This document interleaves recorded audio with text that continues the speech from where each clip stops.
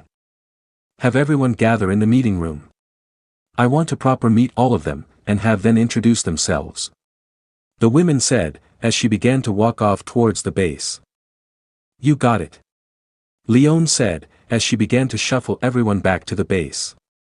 Yukari was now on top of Naruto's shoulders, and Akame was staying close to him. The blonde felt like his entire world was about to change again. Time skip, 5 minutes later. The women now sat in the middle of the large room, where the rest of the members of Night Raid stood. All of them flanked Naruto's group on each side. So Naruto. The women said, taking out a cigarette and lighting it. Different members have told me different things about you. Care to elaborate? She asked. Naruto knew he had to be honest with these people, because they were the only ones that were trying to make a difference. He wanted to help this world. He was going to help this world. So he knew better than to be dishonest. I won't lie to you. I'll tell you who I am, and how I got here. If you'd like. That's fine. The women said with a nod. Naruto slowly breathed in. This was going to take a while. Time skip, 30 minutes later. Both Night Raid and Naruto's group listened in awe at the blonde's story. He told them what he truly was, and how he ended up here. How he battled basically a god, and saved his world. He also revealed to them how he faced General Esdeath in combat, and defeated her. Naruto, that's insane. Tatsumi blurted out when he finished his tale. You took on the Empire's strongest, and defeated her with ease. Leon said, with wide eyes. She couldn't believe that this boy could have done it. Dude, in the mangas I read. We'd call you a 2 OP character. Lubbock said with a laugh. We could bring the Empire to its knees with you. Bullet said, as he put on a thinking pose. Everyone else began to bombard the blonde with questions, until their leader calmed them down. Alright, everyone, settle down, settle down. Naruto, may I ask you a question? Go ahead. The boy said with a nod. You're telling me you did this without any assistance from a Taigu? She asked. What's a Taigu? Naruto answered her question, with another. Leon, Mine, Bullet, and Lubbock all went wide-eyed when they heard this. Hi. They all shouted out in unison. A Taigu is a rare, and powerful relic. It was made from the body of an ultra-class danger beast. They are known for their power, and abilities. The women explained while everyone tried to calm down. So, what do they look like? Naruto asked, trying to picture what these super weapons looked like. They're all around you. Everyone has one. She said, pointing to all of the night raid members. Really? Naruto shouted out, turning towards everyone, as they held up various types of weapons. Suddenly the memory of Naruto breaking the man's axe came flooding back to him. Wait, I think I remember now. I destroyed one, I think. It just seemed like a normal axe. He said with a shrug. Everyone's faces, including the boss's, turned speechless. You did what? Leon stuttered out. Impossible. Mine said, shaking her head, not wanting to believe it. Too OP, Lubbock said, looking at Naruto, with a scared expression. What exactly did you use to break it? The boss managed to ask. Suddenly a puff of smoke filled the center of the room, and everyone immediately was put on edge. He used me. Kurama roared out in his small form. A deadpanned expression appeared across most of Night Raid's faces. Naruto just put his palm up to his face. A fox? Leon asked, lowering her two raised fists. Kurama, what did I tell you? Naruto shouted out, with annoyance and anger. I know, but I couldn't resist. He said with a grin. Stupid furball. The shinobi said, as the fox began to walk towards him. Naruto, please explain. The women said, pointing down at the 9 tails. Oh yeah, this is Kurama. He's my tailed beast. Naruto awkwardly said, as the fox sat down in front of him. Tailed beast? The women asked. She didn't remember anything about a tailed beast in his story. All you need to know about us is that, we are extremely powerful creatures. Kurama said with a chuckle. So Naruto gets his power from you? Bullet asked from the side. Kurama shook his head. Don't be mistaken, he's much more powerful than me, even without my chakra. But I stay around to knock some sense into him every once in a while. Can you control him? Akame asked, wanting to know if he could do something like that to Naruto. As much as I wish I could sometimes. I can't. The fox said, beginning to walk around the room. Not even a split second later she snatched Kurama off of the ground. You certainly are an adorable little fox. She said with a smile, holding him up to her face. My name's Kurama, and, the fox couldn't continue, as Sheele began to scratch behind his ears. You're so cute. After a moment of this, Kurama turned back to Naruto with a satisfied expression. Kid, join them. Don't ever leave. Stupid fox. The blonde said, turning away from him. Well, now that's out of the way. Do you have any questions, Naruto? The women asked. The blonde thought for a moment until the question he's been waiting so long to ask came into mind. What's our object? The goal of Night Raid, because we certainly can't kill a few corrupt individuals, and expect to make a difference. You're quite right, we're backed by a faction called the Revolutionary Army. They are currently amassing in the southern region of the Empire. They want to free people of all the corruption the Empire has. Our mission is to assassinate key target, and gather intel for them. But our ultimate goal is to kill the Prime Minister. He's the reason this country has suffered so much. She explained to Naruto's group. So we're basically fighting for a better world. Naruto said, crossing his arms. Yukari had been sitting quietly on his shoulders the entire time. Yes. Essentially. She said. I think that's something I can get behind. I'll stay, but I will put one thing above all else here, and that's Yukari. Naruto said, pointing up to the little girl. She's my top priority. Understood. Negenda knew how important that little girl was to Naruto, knowing what Leon had told her. How he had barreled through Sheele and Bullet to get to her. Even if I'm still not alright with murder, I'll still help all of you. He said, looking around at all of them. It gets easier, just remember what you're fighting for. Leon said with a smirk. Doya decided to make her presence known again, by stepping forward. Wherever this knucklehead goes, I'll go. I owe him. She said, confirming to Negenda that she was officially joining. Alright, that just leaves you two. She said, turning her head to the two teens. Tatsumi looked awkwardly at Sayo, before she pushed him forward. Sayo, and I have talked, and will join if you'll have us. But please, I must ask, will you help train us?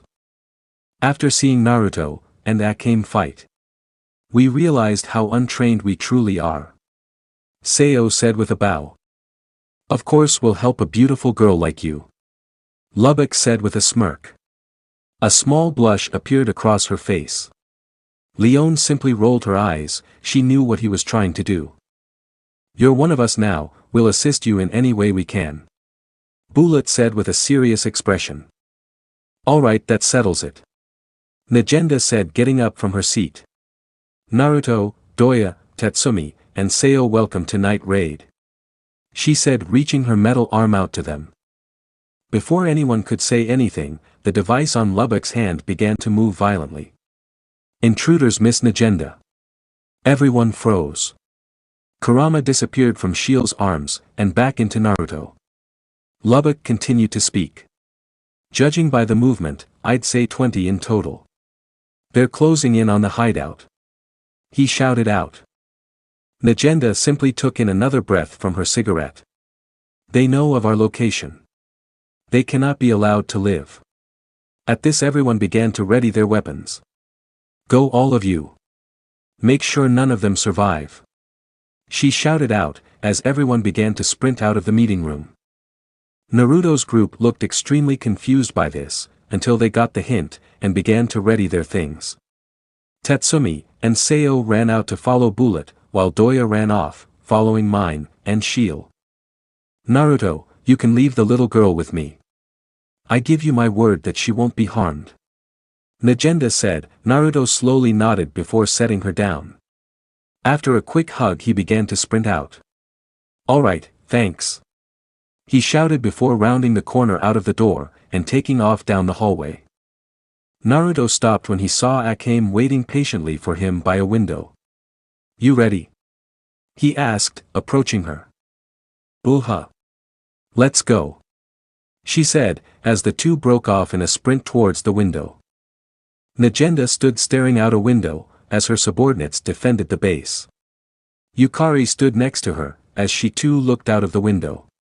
Negenda took a deep breath out, and turned back around. Leone, I know you're still here. She called out into the room. Perceptive as always, boss. Leone said, as she came out from behind one of the many doors. So what's the story with Akame? Negenda asked, as Leone approached them. With Naruto? She asked. Yeah. The two already seem to have a connection. I've never seen this with Akame before. She said with a worried expression. She didn't know what was happening with the girl. She's a teen girl, what do you expect? Or it could have been the dream. Leone said, rubbing her chin. Negenda perked up at this. Dream? What dream? She asked. Leone had already made it to a window, and was already posed to jump out. I'll tell you about it later, see ya. She said with a snicker, jumping out. Damn it, Leone. She said to herself, knowing that there was a small girl next to her. Could what that old man have said been true? She asked herself, recalling her memories from her last admission. Are they linked? She asked, looking out of the window, and into the night sky. Naruto and Akame stood perched on a tree, near a clearing.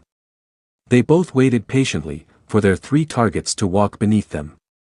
The 3 targets were part of the group that wandered into Night Raid's territory. Sent by the Empire, no doubt. Akame. The blonde sudden whispered, grabbing the assassin's attention. Once he said it, Naruto pointing one of his fingers down to the one hostile directly below them. Buha. Akame said, with a nod, knowing exactly what he wanted her to do. She instantly dropped from the tree, and landed silently behind the 3. She prepared her sword, as a sudden rock was thrown at one of them. Ow! What the hell? One of the men shouted out, rubbing his head. They all immediately began to look around, for the person. Hey guys up here! Naruto shouted out from the tree. All three of them looked up to see Naruto standing on the branch with arms crossed, and a confident smirk. Who the hell are you? One of them asked, pointing the tip of their blade to him. The blonde simply stood with a smile, as a certain black-haired assassin slowly moved up to the three. Must be another member of Night Raid, quick take him out. The man in the center shouted out, but before he could do anything a blade went right through his chest. Blood went flying out of his mouth, but he was already dead, when he hit the floor. Another man took a swing at Akame, but she ducked under his blade, and as a result was cut across his side by Akame's taigu. He quickly recovered, and tried to retaliate. But the strange markings appearing on his body stopped him. Ah! What the hell is this? He panicked, trying to stop it from spreading. But a second later he dropped to the ground dead. The last man looked at Akame with horror and terror. What the hell are you? He screamed, rushing towards her. Akame was already prepared to end his life, but a well-placed kunai beat her to it. The man slumped over dead, and Akame put away her sword. She looked over to see Naruto approaching her from the tree. You alright? She asked him. He clearly looked less than pleased at what he had just did. Yeah. For the sake of Yukari, right? He asked looking at her. She nodded her head in confirmation. The blonde let out a sigh, as they began to move again.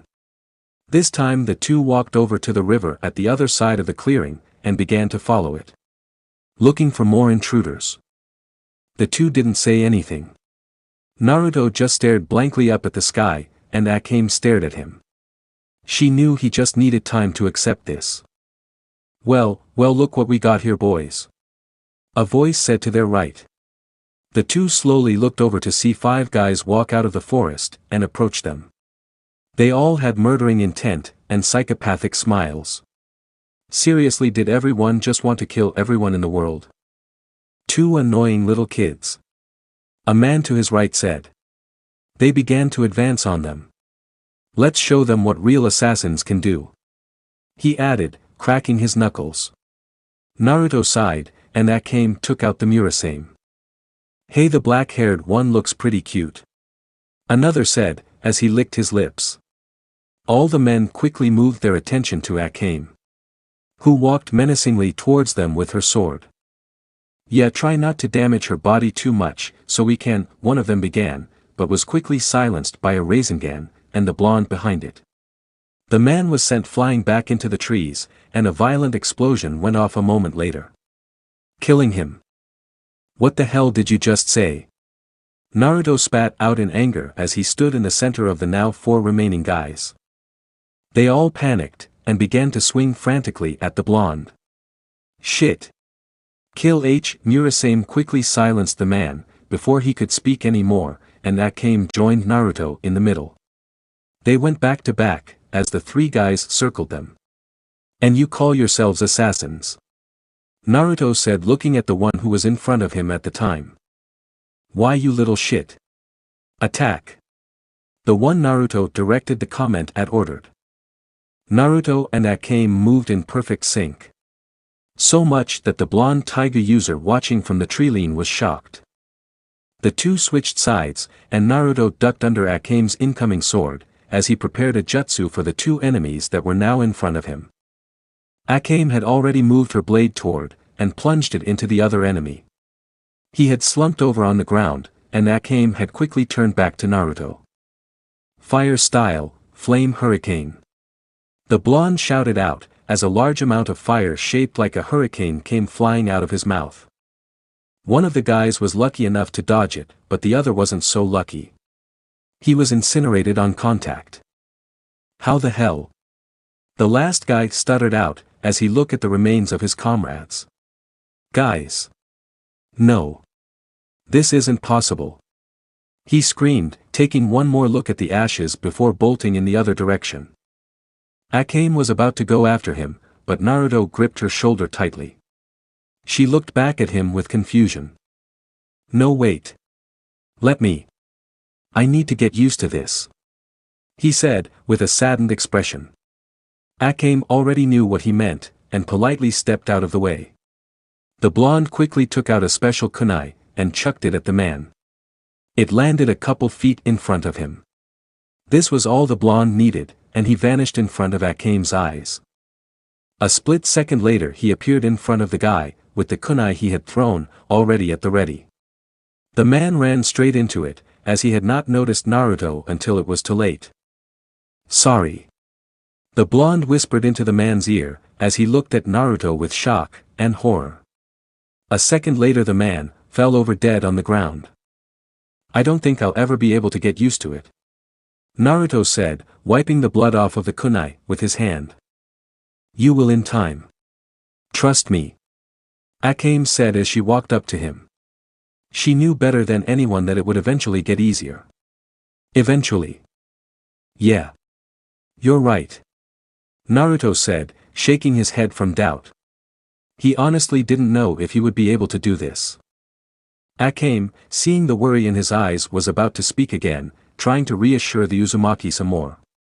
But the sudden sound of rustling bushes caught both of their attentions. Both instantly raised their guards, as someone was sent flying out of the tree line. Shit! Tatsumi shouted out, as he soared through the air. Naruto and Akame looked confused for a moment. Why did the boy look like he was literally flying away from something? Not even a second later Sao came, sprinting out of the woods at top speed. She was clearly fleeing something. Tatsumi landed a couple meters from Naruto and Akame.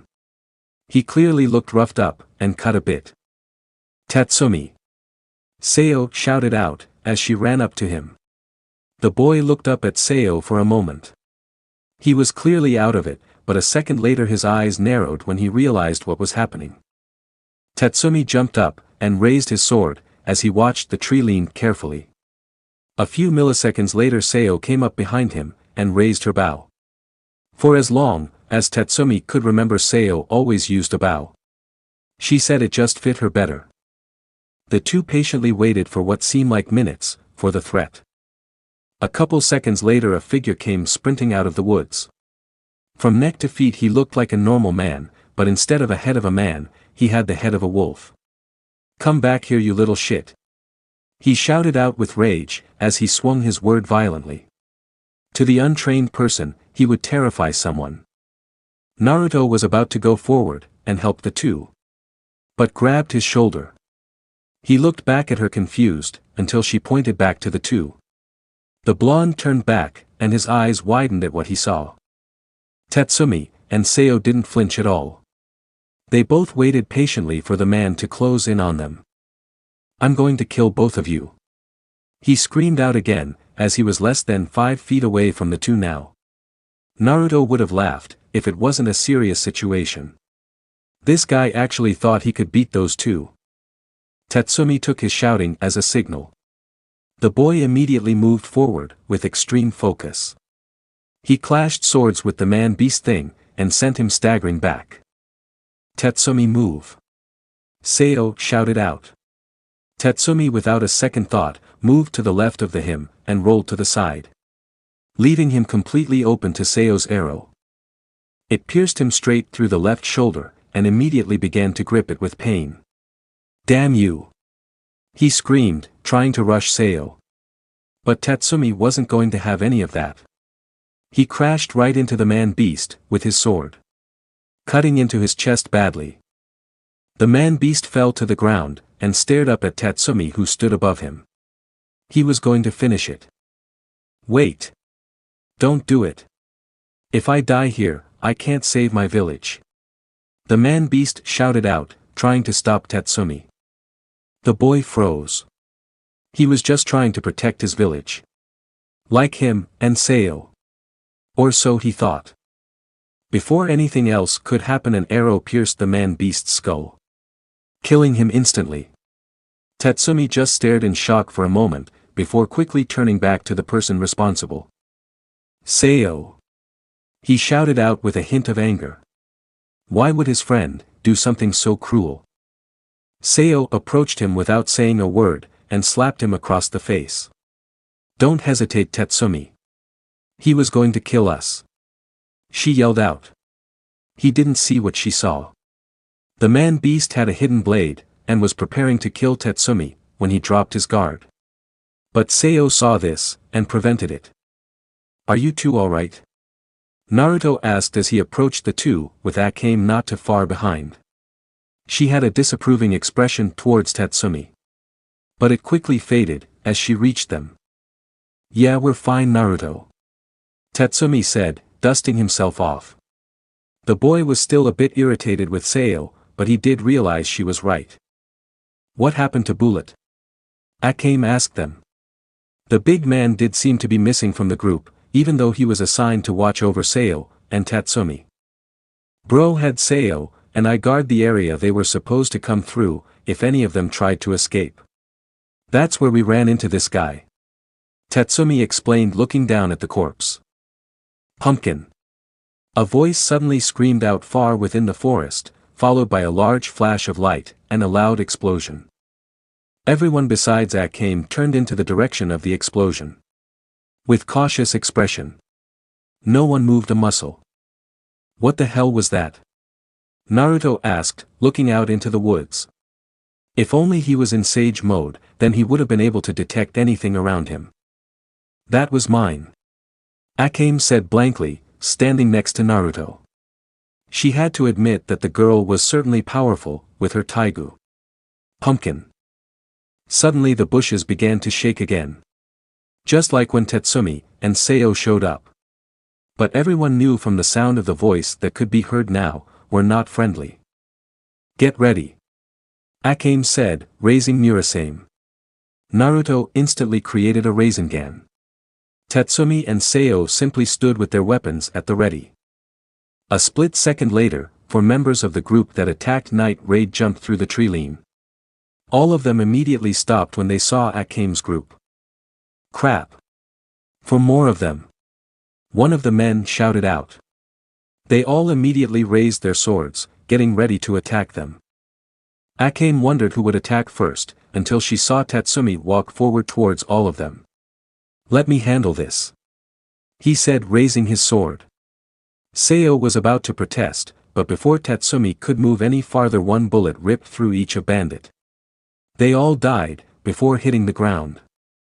A moment later Mine, Doya, and Sheele all walked out of the bushes. Doya's pistol still in hand, and smoking. "Targets eliminated," Akame said, putting away her taigu. Naruto's Rasengan disappeared, Seo lowered her bow, and Tatsumi stood there like an idiot for a moment. As the 3 girls passed the bodies of the bandits, Doya bent down, and examined the bodies, making sure none of them were still alive. Lucky for her, that her aim was always true. "Idiots, why did they run?"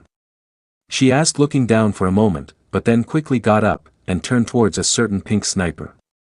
"Maybe it was because of Mine's crappy sniping," she shouted out in a mocking tone. "Hey!" Mine shouted back, turning around, and walking up to the women with annoyance. Mine being the shortest, she tried, as hard as possible, to be menacing. She tried hopelessly to intimidate the women.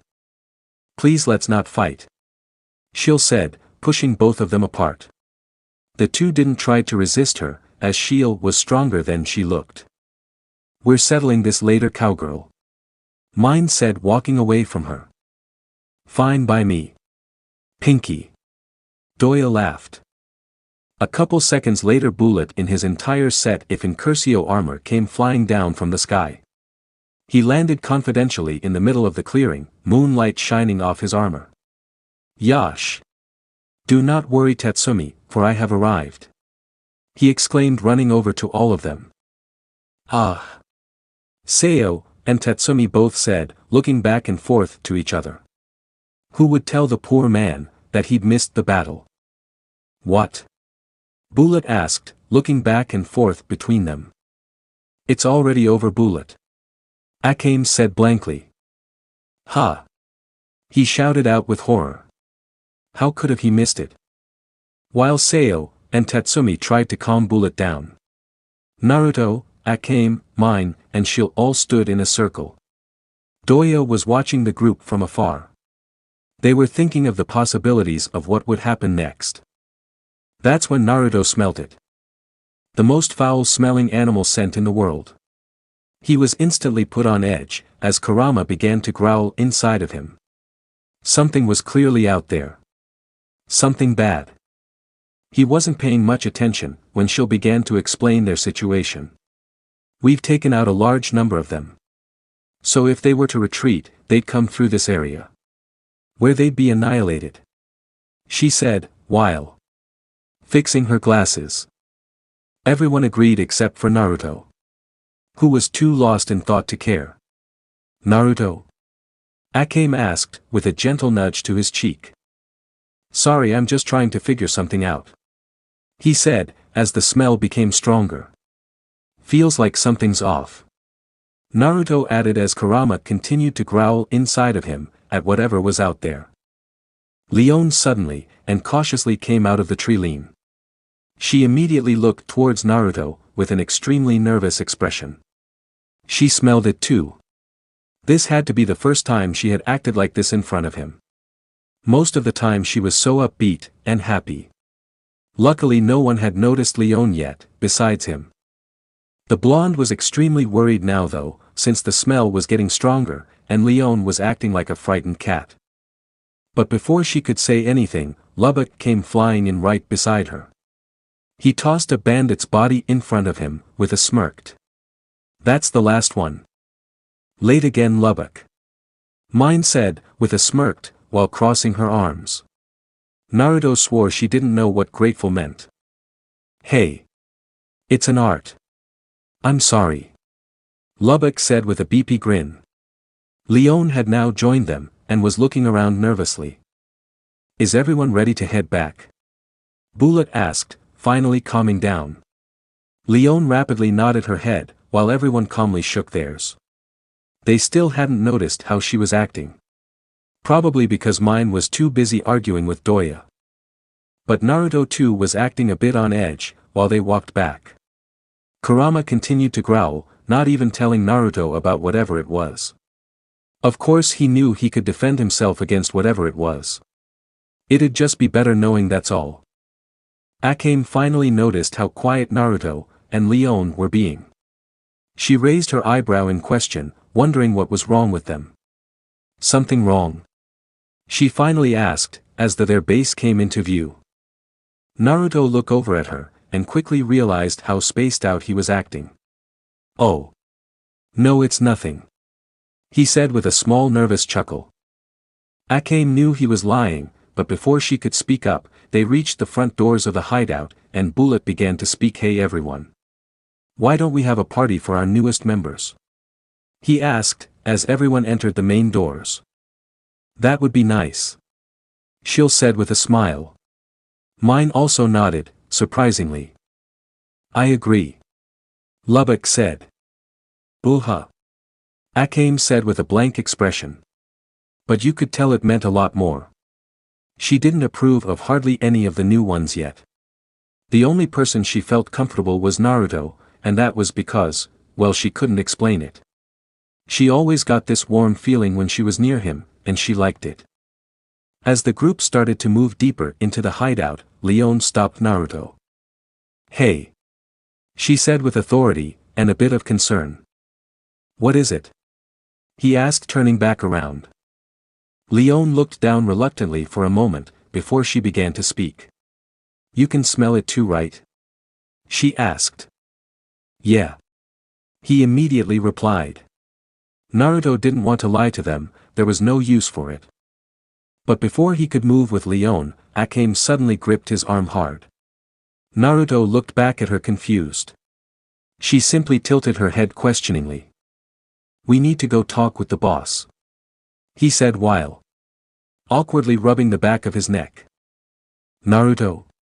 She asked, with a serious expression. Even with the small time she known him, she can already tell he wasn't a very good liar. Naruto looked back at Leone for a moment, looking for some assistance. Bring her along, the women said, with a smirk.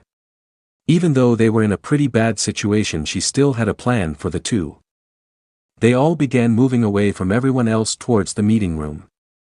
"This is bad," Leon said as they picked up pace. Naruto had to agree with her. If it got to the point where Kurama was on edge, shit was going to hit the fan real soon. "What's going on?" Akame asked, trying to catch up with the two, as she had lagged behind when they quickened their speed.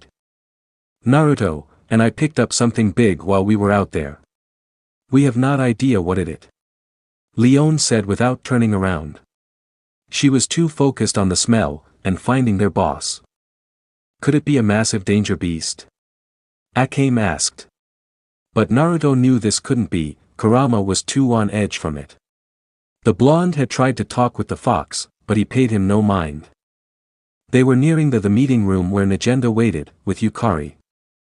"It could be a danger beast, but I don't think there's one powerful enough to give off this kinda scent. It's overwhelming. I've never smelled something like this in my life," Leon explained to them. Suddenly a poof of white smoke appeared next to them, and Kurama was running next to them. "Kurama?" the shinobi asked. Finally the fox who had remained so quiet before appeared. "Whatever it is, it's something massive, and it's getting closer by the minute," Kurama said, quickening his pace. "We need to reach the boss," Leon said, nearly bursting into a full sprint. Akame and Naruto quickly caught up with her. The smell getting stronger by the second. A second later they found themselves in front of the meeting room, and Leon nearly beat down the door, trying to knock. A second later they got a hesitant response. "Enter," the voice said from the other side. Leon and the others immediately entered. Naruto smiled at the sight before him. Yukari was sitting on Negenda's lap, looking out the open window. She had a bright smile on her face, and then an even brighter smile when she saw Naruto. "Ah, Leon, you're back," and with Negenda was immediately interrupted by Yukari. "Naruto!" she exclaimed, jumping off Negenda's lap, and running over to the blonde. "Hey Yukari!" he said with a small smile, as she jumped into his arms. He was glad she was okay, he really wasn't worried. Naruto knew he could trust Night Raid. "Did you get the bad guys?" Yukari asked, bouncing in his arms. "Sure did. They won't be bothering us anymore," he said with a confident smirk. Yukari smiled brightly at him. Akame, who was standing behind the two, had a bright smile too. She liked the way Yukari acted with Naruto. It was like they were father and daughter. "That's good," Negenda said with a chuckle. Noticing Akame's smile. She already knew that girl was getting attached to him. And Akame hardly got attached to anyone, besides her sister. "We have a problem," Leon finally said. Suddenly everything became serious, and everyone's expressions changed. "What is it?" Negenda asked, moving back into her chair. Naruto and the others quickly circled around her, and began to explain.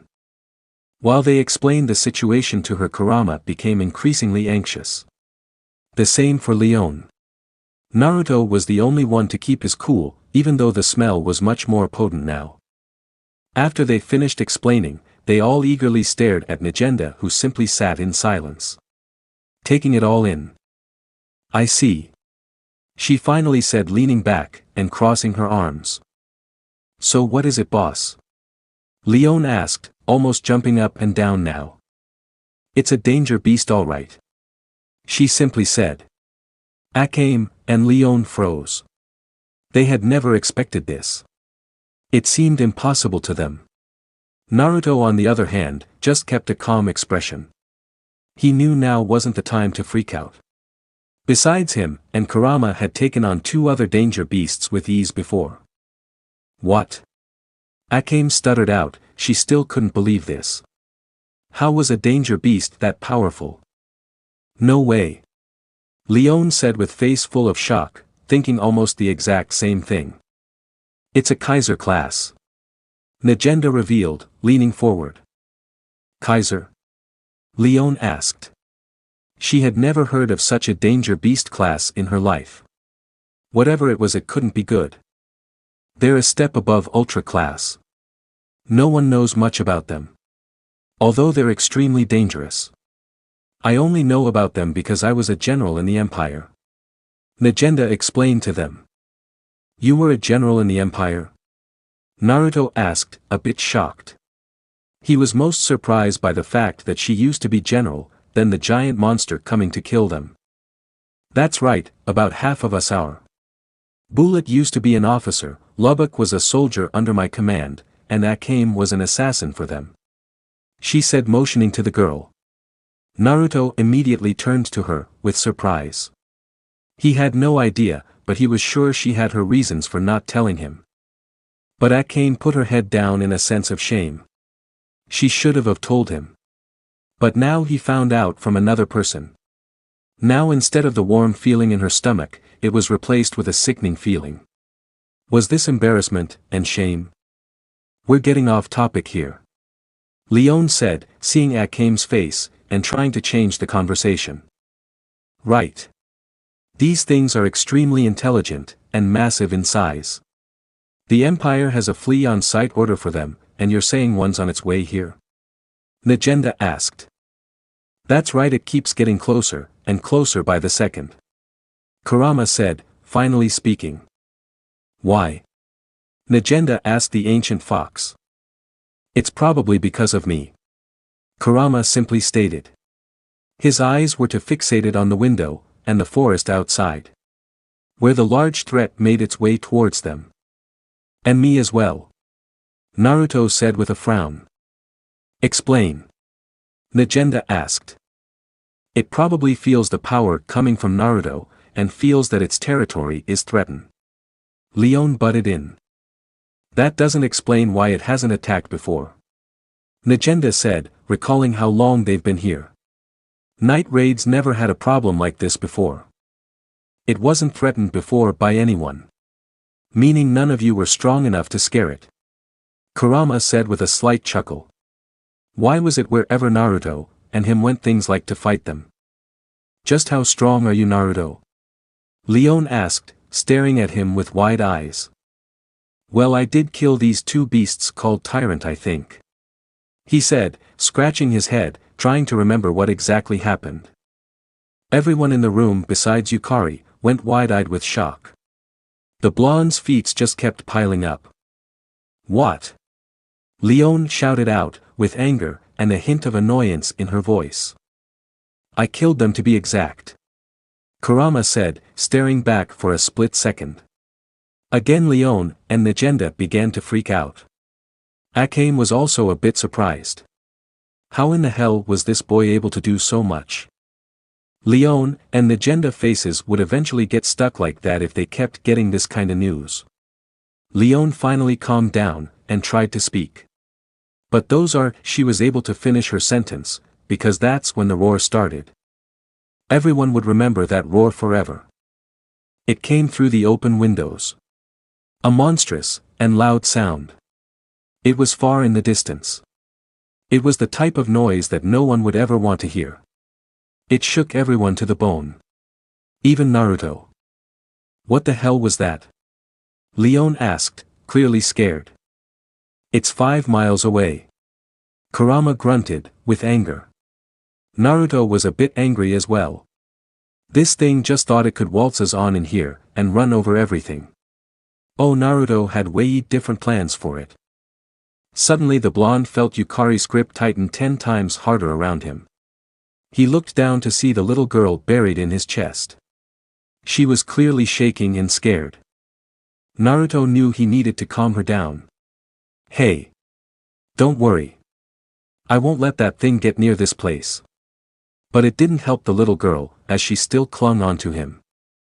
Naruto, you can't, Negenda began to protest, but was quickly stopped by him. Hey!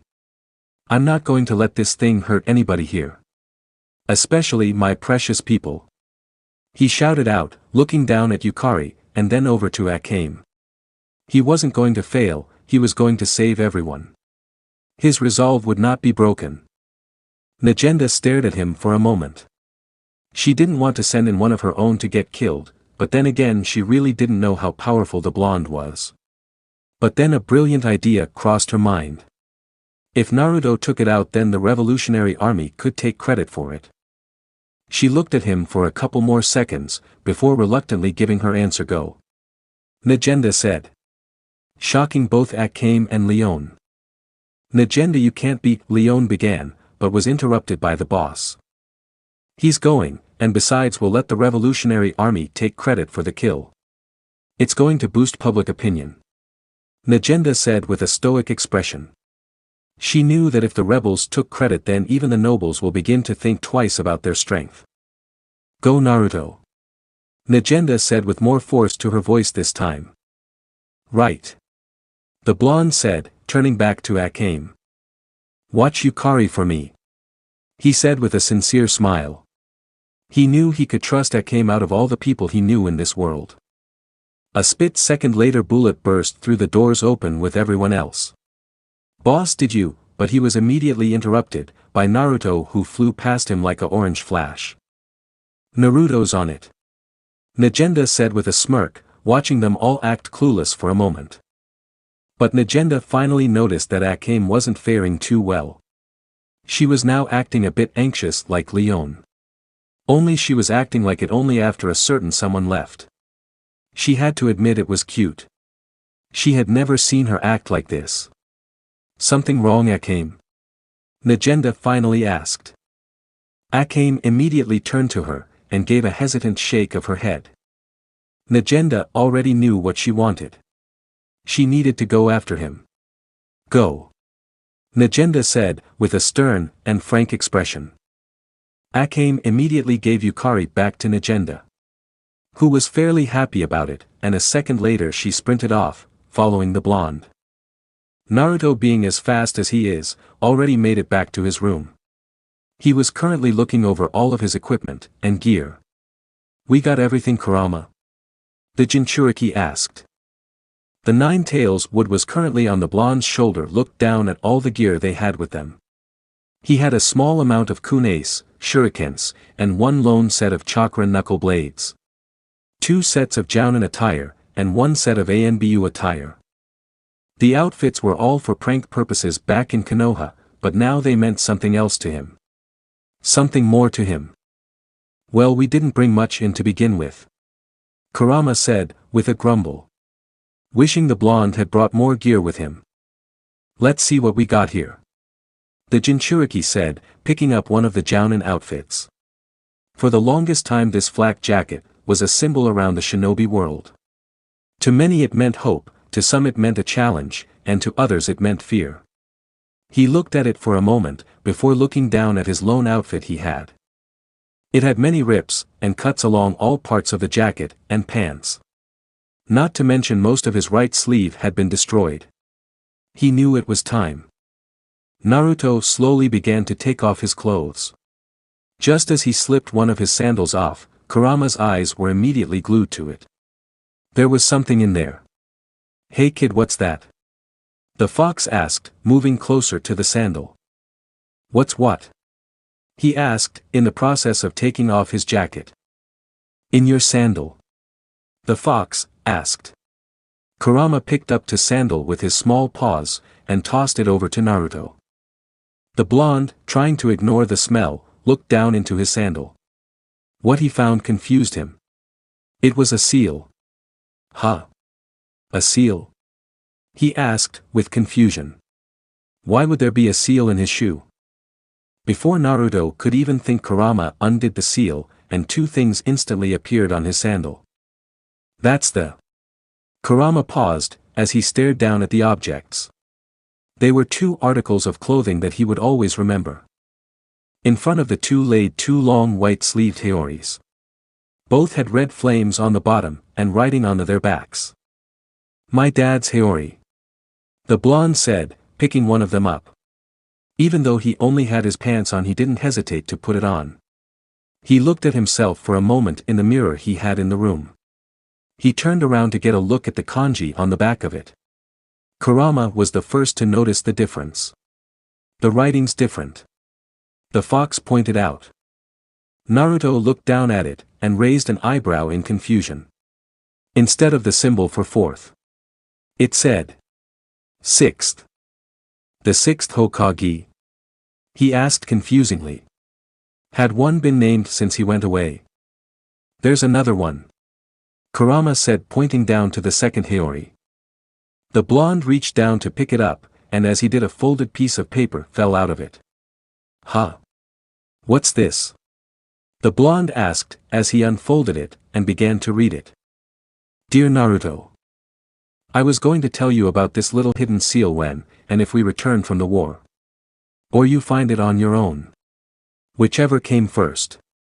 I suppose. I had Shizune put this somewhere that would take you a while to find. These are two of your father's Hioris. I thought it would be perfect for you, since you mean so much to the village. Even though the village didn't seem to care for it at the beginning, you ignore it all, and rose to the top. I'm proud of you. But just in case we all die out there, and you're the last one left to defend Konoha, I'm naming you the sixth Hokage. But knowing you, you somehow joined us on the battlefield. Heck, I'm probably shouting at you as we speak, but in all seriousness, you deserve this. Minato would be proud. Remember, everyone will always be with you. You always have the village behind you. From Granny Tsunade P.S. Stay true to your ninja way. Brat. And if I'm still alive after the war and you found this letter, you're not the sixth Hokage. The blonde looked at the note for another moment. He was close to bursting into tears. She did this for him. She made sure that he could reach his dream. Even though he had lost everyone, they were still rooting for him until the end. Tsunade, Hinata, Sakura, Kakashi. All of them were right here with him. He wouldn't fail them, he couldn't fail. He won't. He'll protect this world. He was brought here for a reason. He's this world's hope. A feminine voice said from the doorway. Huh? The blonde asked. He looked over to see Akame looking over at him, with a small smile. That's what that coat says in kanji. Hope. She said, pointing to the Hiyori. Naruto hadn't even looked at the Hiyori that the note fell out of. He picked it up, and turned it around. It was exactly like the one that said sixth Hokage, except only on the back in kanji it spelled out hope. The blonde was stunned for a moment. He hadn't known he meant so much to his village. This brought a few tears to his eyes. After a couple seconds he began to wipe them away. Yeah. Granny always knew how dense I was. No wonder I didn't find the seal until now. He said with a sad smile, admiring the Hiyori. It fits you. Akame said, walking up to him, with a small blush. Naruto wondered why she was blushing. Hey, are you alright? He asked, moving closer to her. But as he did, she moved away quickly. Your clothes. She said with a stuttered. If the rest of Night Raid had been there they would have tilted their heads in astonishment. The famed Night Raid assassin was actually blushing, and stuttering. It took a moment for things to register in Naruto's head. He looked down at his bare chest, and then up to Akame. His face got as red as his mom's hair. He shouted out, as he quickly ran towards the closest with the Jounin gear. After a few moments of awkward silence, and Kurama laughing his ass off, Naruto slowly emerged from the closest. He had the full Jounin gear on. But instead of the traditional blue shirt and pants, Naruto wore black ones. The green flak jacket rested above the uniform, and fit snugly. He also wore a pair of fingerless black gloves like Kakashi. He stared at her for a moment, while she stared at him. They didn't know what to say. Kurama would have found this amusing if there wasn't a giant monster on its way here, right now. He seriously needed to teach his Jinchuriki how to talk to women. Akame, what are you doing here? He finally asked, as he began to tie his headband on. I'm coming with you. She said, still equally embarrassed as him. The moment those words came out of Akame's mouth, Naruto's expression turned from embarrassment to seriousness. You can't, he said, staring at her down at her. Kurama knew this was about to interesting. Why not? She asked, looking up at him with confusion. They worked good as a team, she didn't know why. Because this is my fight, and I don't want you to get hurt, he said, slightly embarrassed. She lowered her head at this. He wanted to protect her. She didn't need to be protected. She needed to protect. Death's part of the job, Akame said, in a slightly cold tone. Naruto froze at this. He knew what she was doing. It was something that's had happened to him multiple times before. She was someone that thought she could handle all of it on her own. She had that look in her eyes. They always had that look. Well, it's not part of mine. I don't want to see any of you hurt. I couldn't protect everyone back home, but I intend to protect all of you here. I specifically intend to protect you, he said with determination, moving closer to her. In truth, Naruto was starting to feel slightly overprotective of Akame, like he was with Yukari. He didn't know why though. Akame looked up at him, with a small little twinkle in her eye. There was honestly no one in this world like Naruto. He was too good for this horrible place. He would be so selfless to put himself between her and a danger. She began to feel that strange warm feeling in the bottom of her stomach again. Naruto, she said with a stuttered. It was the only thing Akame could say at this point. Please don't come. If you got hurt because of me, I'd never forgive myself, he said, taking both of her hands without thinking. Her face grew red, and the feeling increased in her stomach. But her mind could not be swayed. She was going to go. To tell herself the truth, ever since they met, Akame didn't like being away from him. She's seen him fight, and seen how good he is. He'd been so selfless, and fearless. Maybe that was the reason they fought so well together.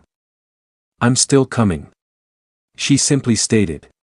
One good thing about fighting for the Empire, she knew how to hide her emotions well. But she didn't like acting that way in front of the blonde. Naruto shouted out. He had given her the big speech. But it still hadn't worked. If you're going to protect everyone here including me, then I'm going to protect you, she said, with a defiant expression, letting her assassin mask fall, deciding not to act like that in front of him. Give it a break, kid. She's got a resolve like yours, Kurama said from the bed. He was already itching to leave. Fine, Naruto said, reluctantly. If things really got heated, he could always move her with one of his clones. Enough talk. Let's move, Kurama shouted out, as he suddenly poofed back into Naruto's seal. Right, Naruto shouted out, as he grabbed the Haori that said hope. Once he put it on, the two quickly sprinted out the door. When we get close, I need you to lay low. No telling what's going to happen, or what it can do, Naruto told Akame, as they ran through the halls of the base. Understood, she called out. They didn't even notice the rest of Night Raid, as they passed by. Tatsumi was nearly knocked over by Akame, and Leon was almost flattened by Naruto. The two didn't even stop for them. Kurama status on target? Naruto asked, as they neared the exit of the base. The Jinchuriki wondered if they spent too much time talking. 1 mile ahead, and closing fast, the fox said through his mindscape. But just as they ran outside, Kurama's anger suddenly spiked. Kid, the scent suddenly disappeared, he shouted out. This made the blonde come to a full stop. Akame stopped as well. Disappeared? What do you mean? He shouted out loud, clearly panicking. I can't smell a damn thing, Kurama grunted out. Naruto cautiously looked around.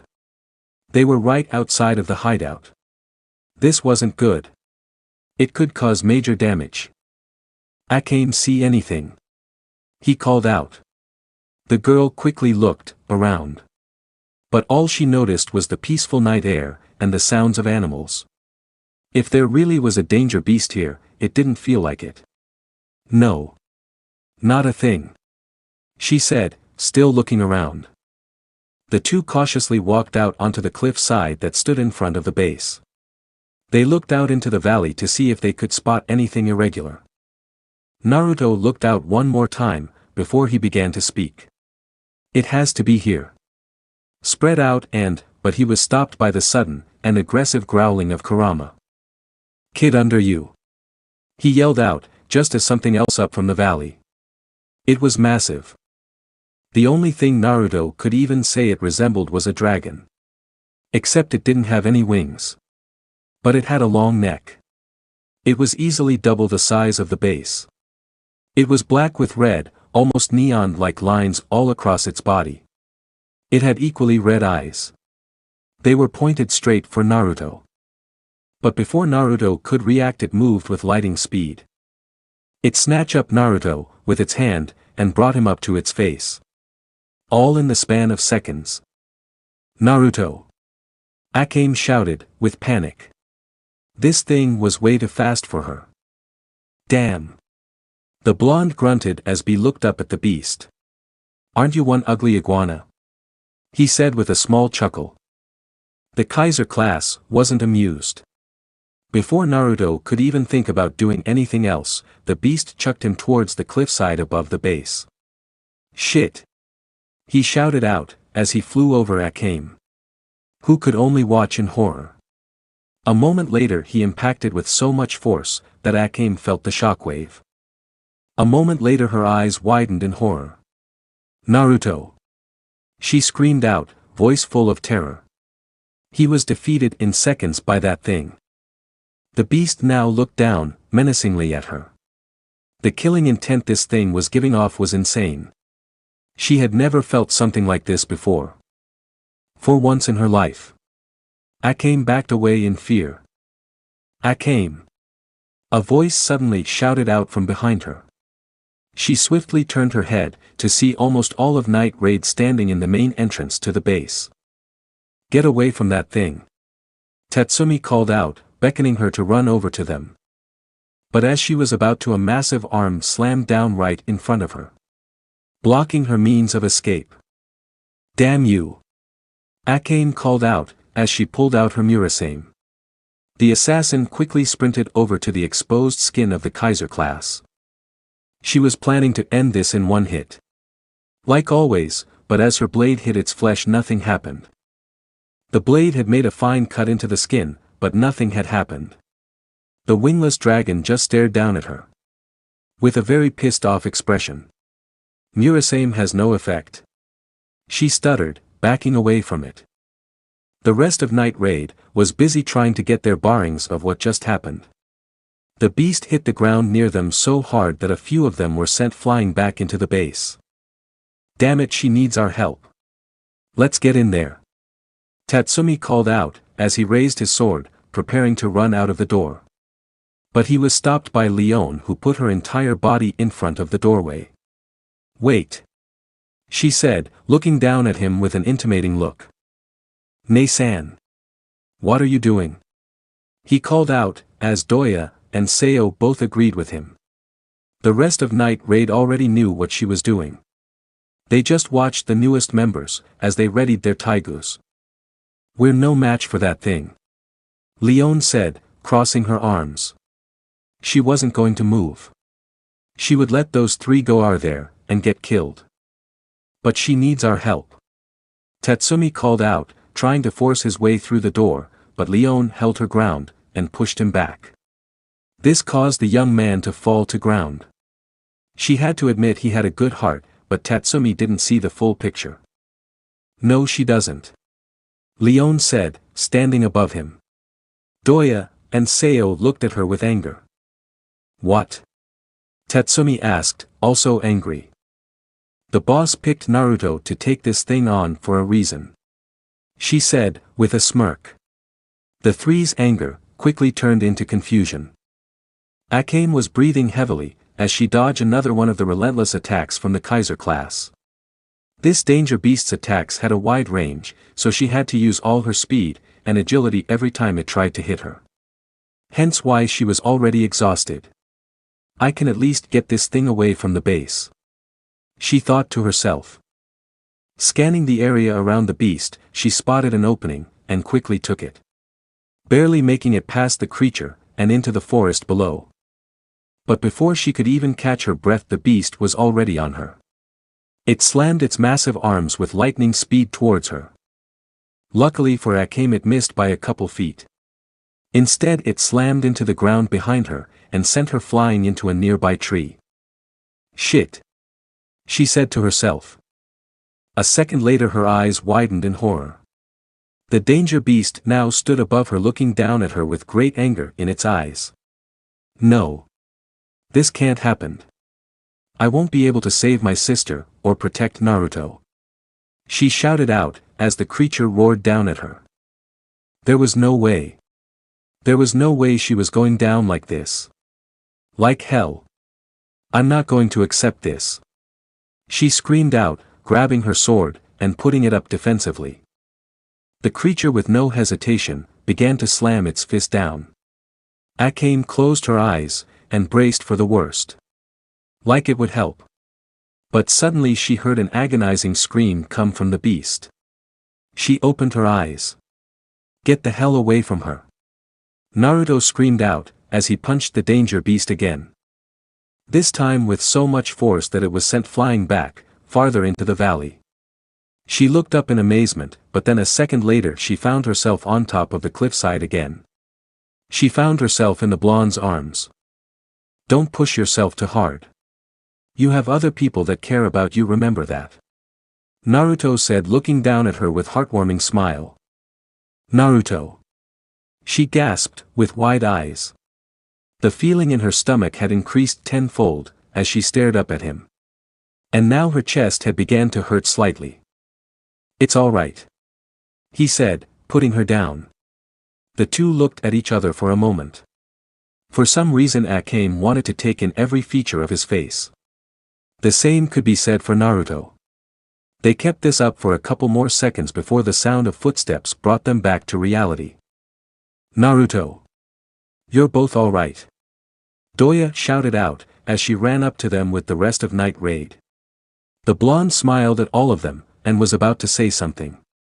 But the massive roar caught his, and everyone's attention. The Kaiser was coming back. This thing's out of your league. Leave it to me. Naruto said, walking forward, standing on the edge of the cliffside. You can't really believe that you can really defeat this thing by yourself. Seo panicked. Some of the others panicked as well. But Akame watched in silence. She knew what he could do.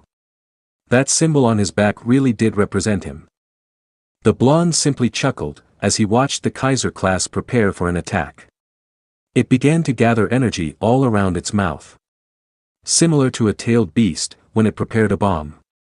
Ha! He shouted out, as he stared at the beast with determination. Piece of cake, right, Kurama? He asked his fox friend. Yeah. Kurama roared in his mind, just as the danger beast finished charging his attack. Everyone immediately became on edge. A split second later the Kaiser fired its attack. It reminded Naruto so much of a tailed beast bomb. He already knew what to do for it. As if on command, a yellow Rasengan appeared in his right hand. Naruto closed his eyes, and lifted it up into the air. He poured more chakra into it, and it turned into a massive Rasengan. It rivaled the size of the incoming attack. Everyone held their breaths at this moment. Don't fuck with me. He said, throwing the Rasengan into the attack. They both met halfway, and the explosion blinded everyone besides Naruto. He stood his ground, arms crossed, as the shockwave passed him. Incredible. Sheele stammered out, looking at the explosion. The rest of Night Raid had to agree with her. They had never seen anything like this in their lives. The blonde was truly the strongest. They all moved up to talk with him, but Lubbock was one to spot the fast-moving target running through the valley. It rushed into the smoke that lingered from the attacks. It moved towards Naruto at lightning speed. Incoming! Lubbock shouted out, pointing down at the incoming danger beast. Naruto wasted no time to bring out the big guns. Kurama! He screamed out, as the area became bathed in orange chakra. A blinding moment later, a massive orange and luminescent fox stood tall on the cliffside. All of the Night Raid members looked up in amazement. This was the little fox that was always with Naruto. He was way larger than the base, and even a bit bigger than the Kaiser. He had thick black lines across his body, and if one looked closely they could see Q figure way up in his forehead. Naruto had manifested him in full form for once. But this didn't even stop the Kaiser when Kurama appeared. It viewed the large fox as prey, so it leaped towards him with the intent to kill. But it was swiftly met by an uppercut to its face. Kurama sent the beast flying back. He let out a massive roar in the direction of the Kaiser-class. Kurama! The almighty Nine Tails would not be intimidated.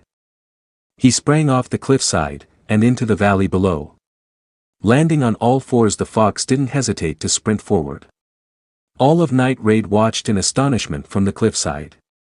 Especially Akame. The Nine Tails rammed its head into the beast's neck, pushing it back further. But it retaliated, biting Kurama on the neck. The fox used its massive tails to throw it away, before he could do any serious damage. But as soon as he pushed it away, it was on top of him, trying to kill him again. The fox punched it straight in the face, hoping to send it back, but it simply stunned it. Kurama was beginning to get annoyed. Naruto on the other hand was thinking of what he and Kurama could do to defeat. He couldn't use a tailed beast ball. That took too long, and it could possibly level everything in a 1-mile radius. Which is something he didn't want to happen. Suddenly he got an idea. He knew his target was fast, but it could only focus on one thing at a time. If he attacked it as well as Kurama, they could make this a whole lot easier. He looked down at the fox, with a smirk.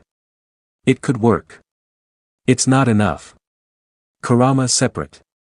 He shouted out to the fox. You got it. The fox responded, and a second later Naruto leaped out of his forehead. He quickly shined back to the cliffside, startling everyone. Naruto? Tatsumi asked in surprise, looking at the blonde. He didn't speak to anyone, he simply got into a cross-legged position on the ground, and began to meditate. While Kurama fought the Kaiser-class in front of them. Everyone was intrigued, as to what the blonde was doing. But no one dared approach him, at least until Akame walked over. What are you doing? She asked, looking slightly surprised at his chakra cloak. Even though she's seen it before. The glow his body gave off, with the flickering chakra, seemed to attract her so much. Channeling natural energy and chakra. I could do this instantly, with Kurama, but I'm separated from him at the moment. He explained to her. When he was connected with Kurama, he could use his abilities much easier and quicker. Not saying it wasn't easy for him without Kurama. It just took a couple more seconds. Kid, you almost done? The fox roared, putting the monster into a headlock. He slammed his fist several times into its head, hoping to stop it. But because Kurama was one of the unluckiest foxes in the world, it didn't stop. He reached up, and grabbed Kurama by his neck, and chucked him to the ground. He immediately looked back at the Kaiser in anger.